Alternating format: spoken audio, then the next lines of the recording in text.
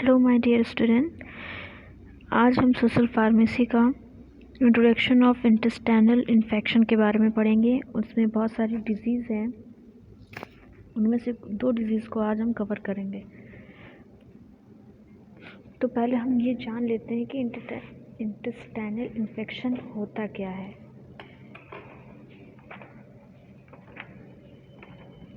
जो हमारे intestinal infection जो होता है वो हमारी पेट में यानी आंत में जो भी इन्फेक्शन होता है उसको हम इंटेस्टाइनल इन्फेक्शन कहते हैं। यानी हमारे गैस्ट्रो इंटेस्टाइनल ट्रैक्ट में जो इन्फेक्शन हुआ है जैसे डायरिया वगैरह, उसे हम इंटेस्टाइनल इन्फेक्शन कहेंगे। इसमें मेनली कॉमन क्या क्या होता है और ये क्यों हो जाता है। ये ट्रांसमिट होता है आपके कंटामिनेशन फूड से, वाटर से, फीकल मटेरियल से, या डायरिया, एब्डोमिनल पेन हो जाता है, क्रैम्प्स आते हैं, nausea, vomiting are the most common symptoms of a intestinal infection.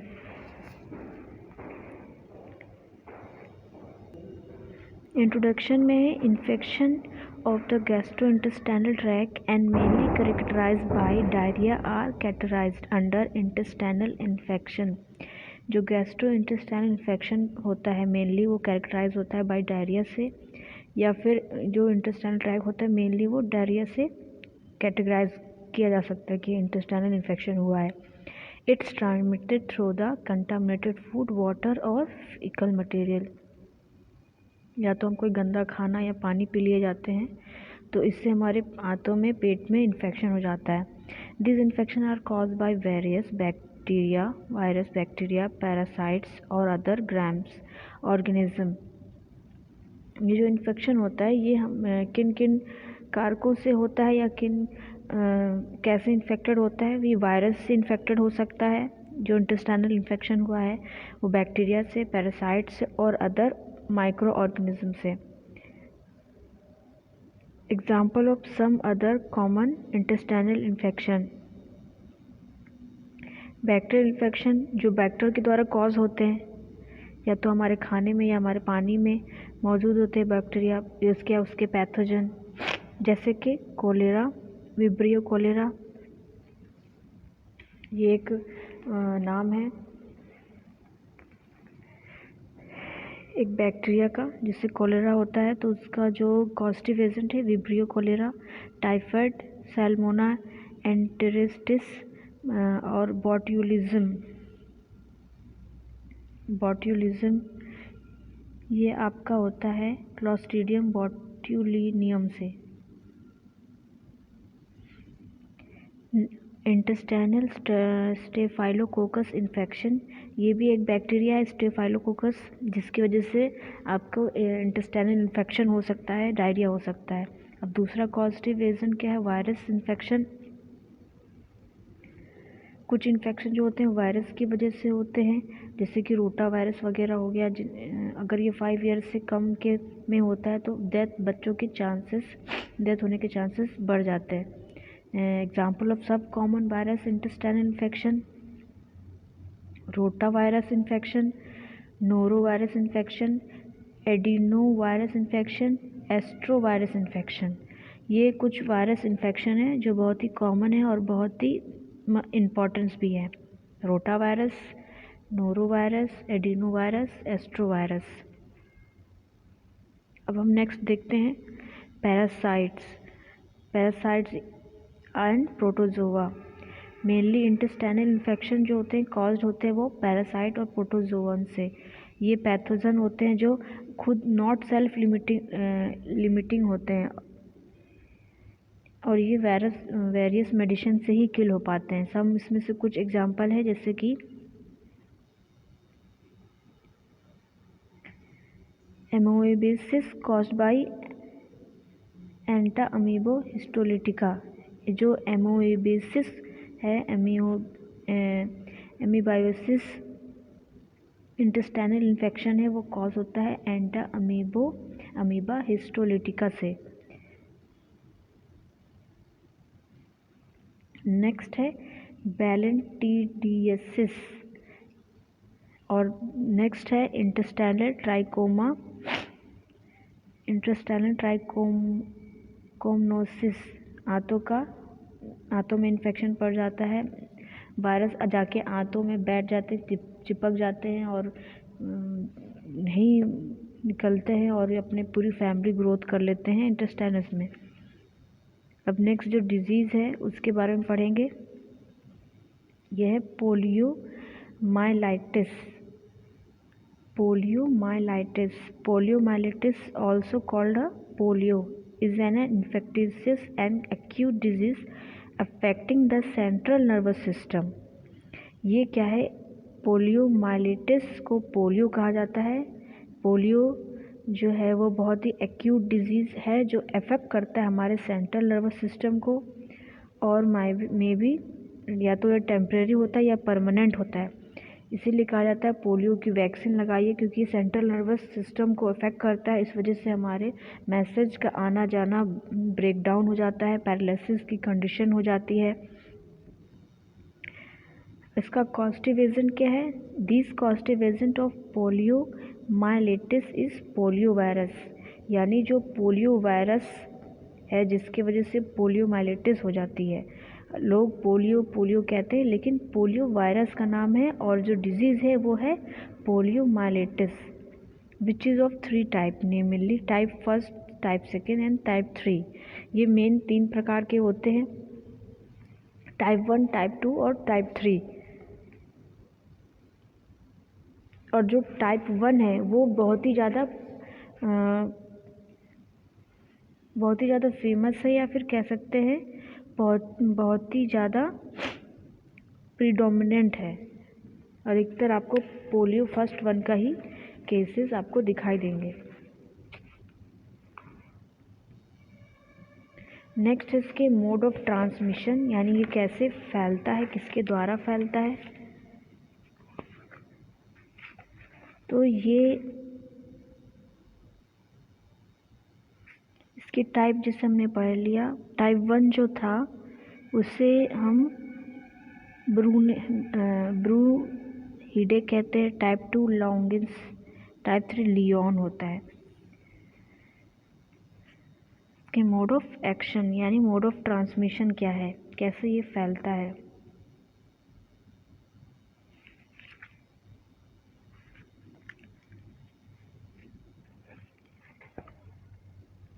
तो ये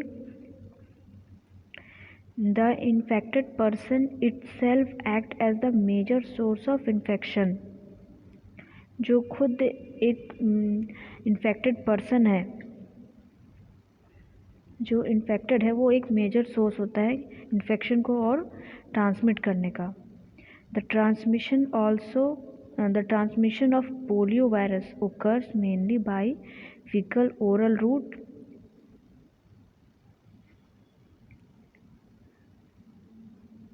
ये जो पोलियो वायरस का जो संक्रमण है या जो ट्रांसमिशन है वो मेनली मौखिक मार्ग से होता है, यानी फीकल मटेरियल रूट से होता है।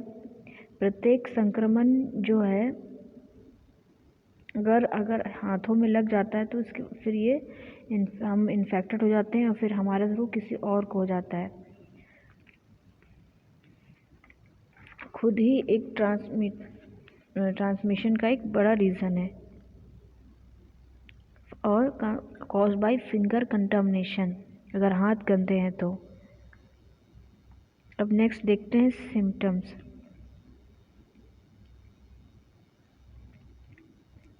अगर पोलियो हो जाता है तो क्या क्या आपको सिम्टम्स या क्या क्या लक्षण आपको शो होंगे।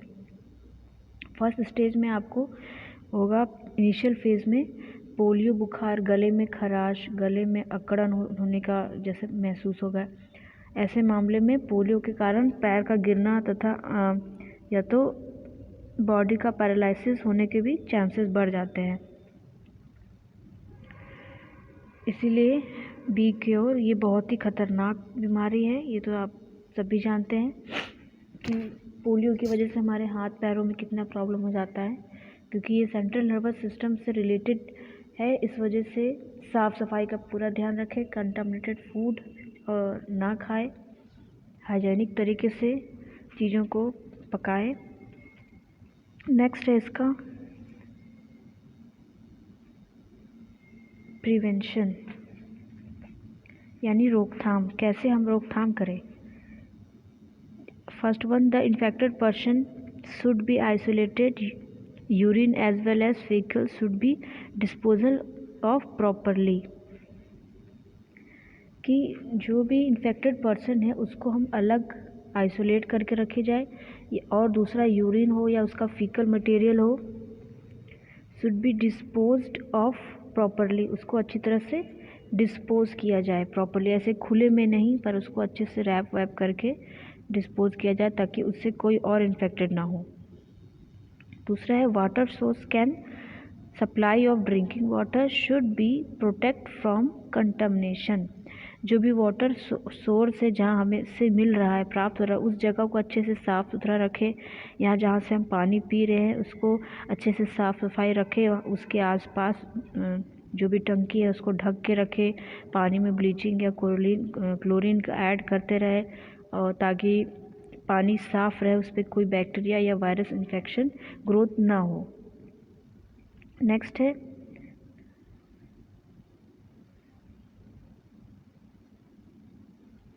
measures should be taken to restrict the files। कोशिश करें कि जो फाइल्स होती हैं, जो मक्खियाँ होती हैं फिल्स, उनसे घर को अपने आप को प्रोटेक्ट करके रखें, क्योंकि जो मक्खियाँ हैं वो सबसे बड़ा सोर्स है बीमारी फैलाने का। अगर मक्खी किसी गंदी जगह में बैठती है फिर वो आपके खाने में, आपके पानी में आती है, तो फिर आप भी उस चीज़ से इन्फेक्टेड हो सकते हैं। अब कुछ वायरस होता है सकल टीका, सबाइन टीका, इनका उपयोग किया जाता है ऐसे as a vaccine, as a टीकाकरण के तौर पे लिया जाता है। इनको ज़रूर से ज़रूर लें और पोलियो से मुक्त रहे। नेक्स्ट डिजीज़ है हमारी hepatitis.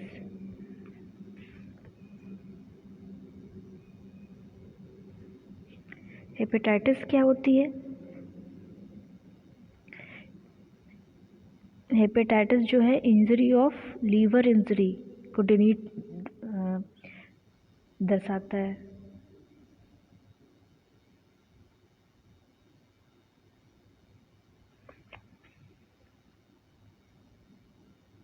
Hepatitis does denote liver injury in which inflammation cell are found to be present in their liver tissue। Hepatitis एक तरह की लीवर में होने वाली बीमारी है जिसमें लीवर जो क्या होता है, या तो स्वेल हो जाता है, स्वेलिंग हो जाती है, या तो उसके टिश्यू इंजर हो जाते हैं।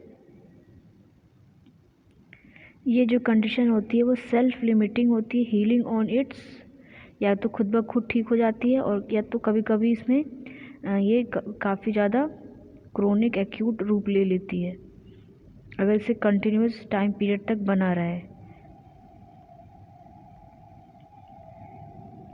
अब इसके टाइप क्या हैं? मेनली इसके बहुत सारे टाइप है, लेकिन वायरल जो हेपेटाइटिस है वो A, B और C, D है।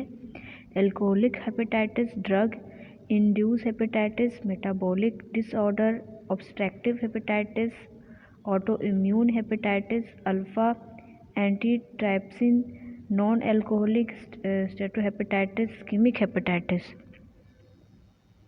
इसके बारे में ज़्यादा नहीं पढ़ना है हम इसके कॉजेटिव एजेंट के बारे में हमें देखना है।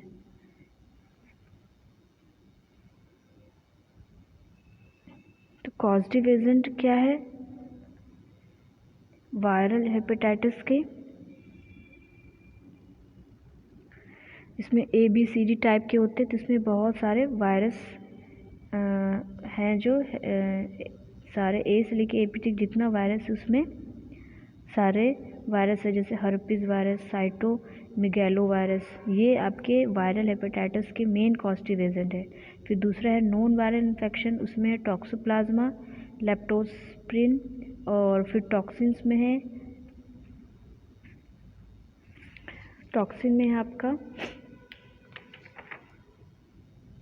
Amanita toxin in mushroom, carbon tetrachloride, एफोस्टोइडा। जो कुछ केमिकल होते हैं जो टॉक्सिक होते हैं, जिनकी वजह से ये हेपेटाइटिस यानी आपकी लीवर में इंजरी होने के चांसेस होते हैं। उनमें से कुछ है एमार्टीना विष जो मशरूम में होता है, कार्बन टेट्राक्लोराइड तथा एफेस्टोइडा। फिर ड्रग में है paracetamol, एमॉक्सिलिन, anti tuberculosis medicine, minocycline etc। कुछ ड्रग है जो आपके लीवर इंजरी करने की चांसेस को बढ़ा देते हैं। अगर ज़्यादातर ये मेटाबोलाइट होकर नहीं एक्सक्रीट होते हैं तो ये आपके लीवर के सेल को डैमेज करते हैं और इससे इन्फ्लामेशन हो जाती है। फिर ये आगे जाके हेपेटाइटिस का रूप ले लेता है। फिर नेक्स्ट है auto immune condition, metabolic disease है। कुछ ड्रग्स हैं जैसे बताया मेटाबॉलिक डिजीज़ है। मेटाबॉलिक डिजीज़ में विल्सन डिजीज़ है। ऑटो इम्यून कंडीशन एक ऐसा कंडीशन होता है जिसमें सिस्टमेटिक लम्प्स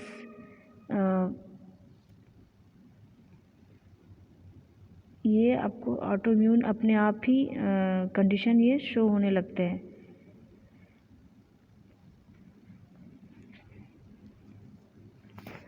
कुछ क्रोनिक भी होते हैं पॉजिटिव एजेंट, जैसे वायरल हेपेटाइटिस में हमने पढ़ा ही। फिर ऑटो इम्यून भी हो गया, इसमें ऑटो इम्यून हो गया। फिर अल्कोहल कंजप्शन की वजह से भी हेपेटाइटिस होता है।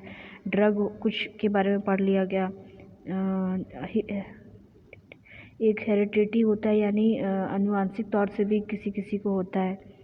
फिर अब इसके मोड ऑफ ट्रांसमिशन क्या है?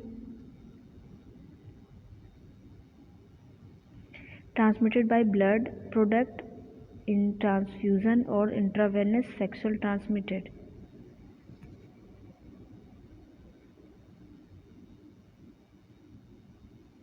जो इसमें ट्रांसमिशन का जो बताया गया है इसमें blood and blood product. Hepatitis was mainly transmitted by blood and blood product, या तो ब्लड से ट्रांसमिट होगा या फिर तो कोई ब्लड का प्रोडक्ट हो उससे ट्रांसमिट होगा। मोस्ट ऑफ पर्सन जो है वो become infected either due to the blood transfusion, या तो ब्लड का ट्रांसफ्यूजन हो, इंट्रावेनस कोई हम ले रहे हैं या दे रहे हैं तो, या तो फिर सेक्सुअल ट्रांसमिशन, ये भी एक बड़ा ट्रांसमिशन का एक वे है।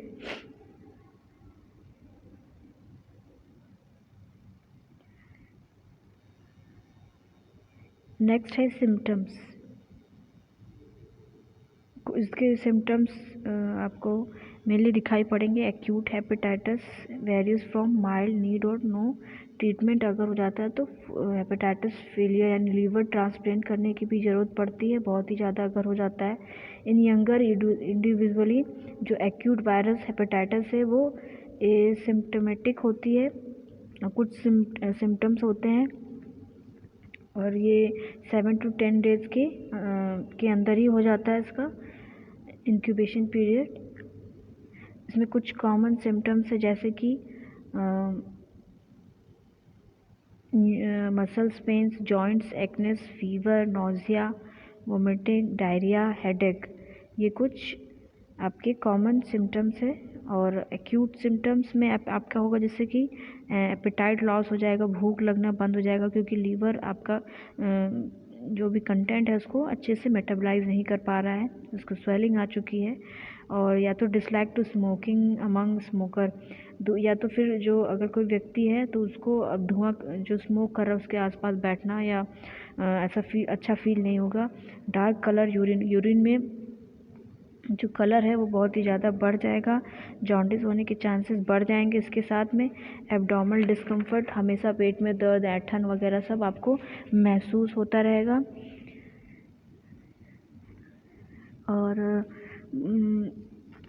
जो क्रोनिक हेपेटाइटिस है उसमें जॉन्डिस हो जाता है और लीवर डैमेज होने के चांसेस ज़्यादा से ज़्यादा बढ़ जाते हैं।